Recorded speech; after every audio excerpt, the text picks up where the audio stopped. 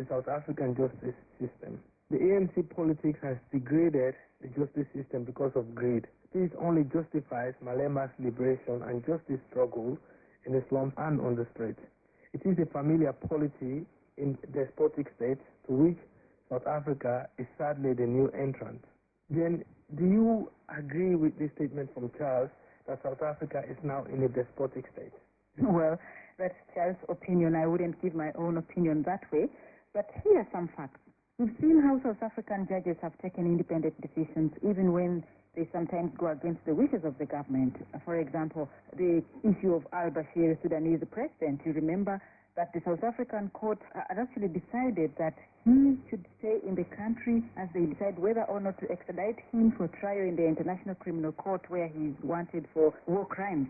Now, the government was completely against this decision, but it was unable to stop the courts from taking their decision. So you see that the South African court system is rather different from other despotic African states. That's really a good point you made there. Thanks for that. Rasmanku Ngogo from Tanzania wrote as well, from my point of view, politics everywhere in Africa do not differ. He said, veteran politicians don't like to see any new idea rising up. They do not want to see a new star shining, and they do not feel happy to hear any young hero roar in front of them. That's what happened to Julius Malema. They try whatever possible means to bury Malema's dreams. But as always, you can't block someone's luck. You can only delay it. And now to Burundi, where recent developments are taking the country deep into turmoil. We've been reporting that Burundi's capital, Bujumbura, is once again in the scene of serious tension after random gunfire and violence erupted in various neighborhoods as a result of assassination of the country's top military general, Adolphe Nkemirimana. Following the assassination, a human rights activist was also shot at, and this was Mbonimpa, and he was shot by unknown gunmen on Tuesday. Mbonimpa survived the attack, but the killing of General Nkemirimana has raised fears of revenge attacks seemingly directed at the regime's perceived opponents. Right. Aliyu Al-Qasim wrote this email. Burundi's fate lies in the hands of international organizations that might pull out of the country very soon as a result of this increased violence. If President Nkurunziza would be wise, we would learn from the fate of former Chadian President Hissène Habré, who is under trial in Senegal for war crimes and crimes against humanity. That's all from me. Thank you, Abubakar and Jen Ayeko. Remember, you can win a prize from us. All you need to do is tune in on Wednesday and answer our opinion question. You can send your response via text message on +49 160 957 59510 and email to feedback.africa@dw.com or a letter at Africa link, DW53110 Bonn, Germany. You also will be back at the same time next week. And now a recap of our top stories. South Africa's opposition economic freedom fighters take legal action to force President Jacob Zuma to repay taxpayers' money spent on renovating his residence.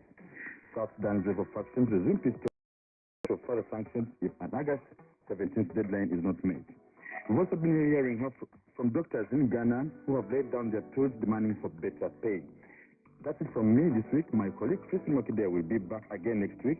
Do join him when you can. And on behalf of the entire Africa Link team, I'm Isaac Mugadi wishing you a splendid weekend ahead.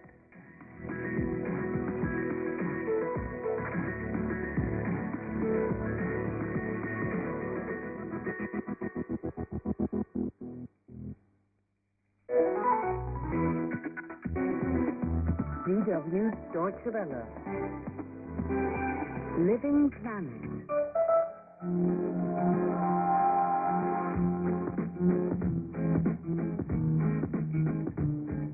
Hello and welcome to Living Planet. I'm Charlotte Lonas in Bonn. Coming up on today's show. 3 different cameras recorded from 6 miles away these views of the most concentrated release of explosive energy in the history of mankind. A nuclear bomb 70 years on. Everyone knew that there would be a lot of fallout, and they knew it would be really dangerous. They knew that people would die horrible deaths. They knew a surprising amount about radiation poisoning and the toxicity of fission products by that point. Also ahead, Australia's war on renewables threatens the clean energy industry. There have been over 5,000 jobs that have been lost already. $20 billion worth of investment is absolutely at stake between now and 2020. And so this does have a material impact on our industry.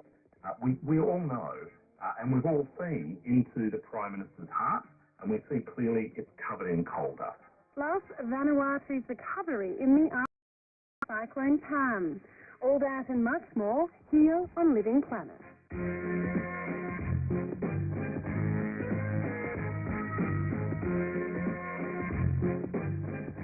This week, Australia's federal court overturned an approval for what was set to be the country's biggest coal mine. It was a big win for environmentalists. Ever since the Conservative-led government came to office in 2013, it has shown little support for renewables. It has removed the tax on carbon, reduced the renewable energy target, sacked the Independent Advisory Body on Climate Change, and most recently told the so-called Green Bank to stop investing in wind and small-scale solar power. As Jennifer Macy reports, the government's war on renewables is setting back the clean energy industry. There are two major landmarks on the drive from Sydney on Australia's east coast to the capital, Canberra. A giant sculpture of a merino sheep at Goulburn and a giant wind farm on the edge of Lake George, just near the small town of Bungendore. Some like it, some don't. I drive to Canberra to go to Parliament and so on. I drive myself. And I must say, I find those wind turbines around Lake George to be utterly offensive. That's Australia's Federal Treasurer, Joe Hockey, who last year told a radio shock jock that he thinks the wind turbines are a blight on the landscape. It's a view shared by the Australian Prime Minister, Tony Abbott. I do take your point about the potential health impact of these things. When I've been up close to these wind farms, there's no doubt not only are they visually awful, but they make a lot of noise. This is what a 100-metre tall wind turbine sounds like while standing right underneath it.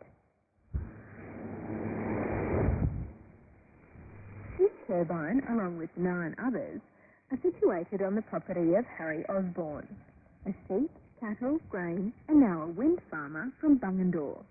He thinks they look majestic and is quite bemused by the politicians' aesthetic sensibilities.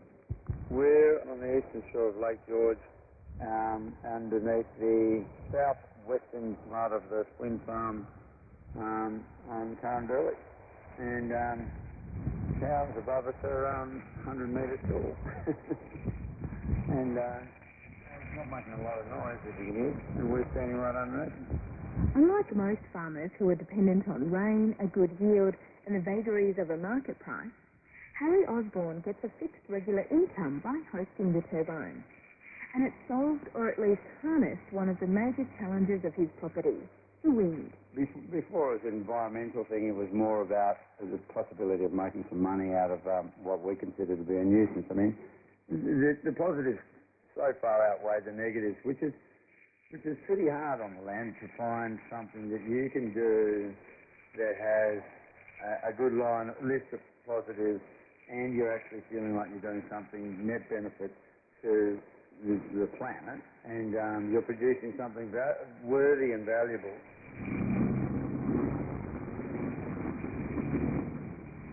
The 90 wind turbines stretch for about 20 kilometres north along the ridgeline above Lake George. Kitan Joshi is a research and communications officer at Infigen Energy, the owners and operators of the wind farm. He says the 2 wind farms can power up to 60,000 homes. Yeah, so we capture some pretty good wind speeds here because basically when you have a flat area, winds tend to accelerate over that. When you have surface roughness like trees and bushes and stuff, it goes a bit slower. So this is a great spot for a wind farm. Infigen Energy are currently expanding the Capitol Hill wind farm and have plans to establish new ones around Australia. But over the past 18 months, there's been a freeze in investment for new renewable energy projects like this one. What we've seen is basically a pattern of negative statements about clean energy over the past few years. We really don't like that. It sort of makes it quite hard to build things like wind farms and solar panels. Since coming into power in 2013, Australia's Conservative coalition government has made a number of policy decisions to remove support for renewable energy. These include repealing the carbon price, reducing the renewable energy target, and appointing a wind commissioner to investigate complaints about wind turbines. Now the government has told the $10 billion Clean Energy Finance Corporation, or the country's Green Bank, to stop investing in wind and small-scale solar projects. Infinite Energy's Ketan Joshi says it's incredibly destabilising. The reason it's so disappointing is because it's a direct contradiction of what I hear from people directly, and it also contradicts actual polling in terms of what people expect from the energy system in Australia. People want renewable energy to be much more highly valued, but what they perceive the government is doing is valuing coal too highly. So there's a big disconnect there. But it's not just wind in the firing line. Small-scale solar has also come under attack, despite being hugely popular among the public. More than 1 million households in Australia now have rooftop solar panels that feed directly into the electricity grid. But John Grimes, the CEO of the Australian Solar Council, says since the coalition government came into power, there's been a 20% downturn in solar. There have been over 5,000 jobs that have been lost already. $20 billion worth of investment is absolutely at stake between now and 2020. And so this does have a material impact on our industry. We all know, and we've all seen into the Prime Minister's heart, and we see clearly it's covered in coal dust.